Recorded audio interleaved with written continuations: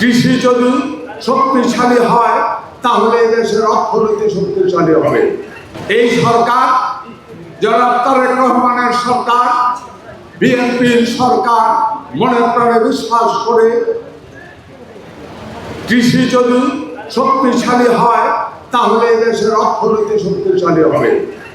যতক্ষণ না পর্যন্ত কৃষি শক্তিশালী না হবে, 70% মানুষের অর্থনীতি শক্তিশালী না হবে, বাংলাদেশের অর্থনীতিকে শক্তিশালী করা সম্ভব নয়।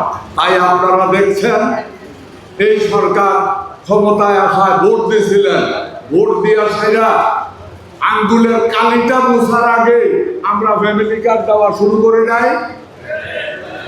কথা কর দিল্লি এই পহেলা বৈশাখে কৃষক কার্ড শুরু হবে।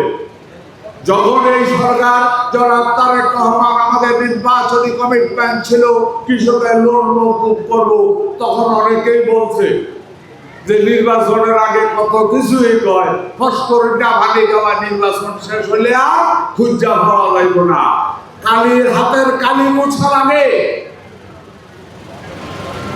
10,000 টাকা পর্যন্ত যাদের ব্যাংক লোন ছিল সম্পূর্ণ ব্যাংক লোন মওকুফ করে দেয় নাই সারা বাংলাদেশে। তাহলে এই সরকার কমিটমেন্টে বিশ্বাস করে। এই সরকার চায় সাধারণ মানুষের অর্থনীতি জেগে উঠুক, তাহলে দেশ জেগে উঠবে। ওনারা পাহারা দিয়ে আপনাদেরকে রাখতে পারবেন না। তবে এই যে পরিমাণ ইলিশ আমাদের বেড়েছে, আমরা কি এটা আশা করতে পারি?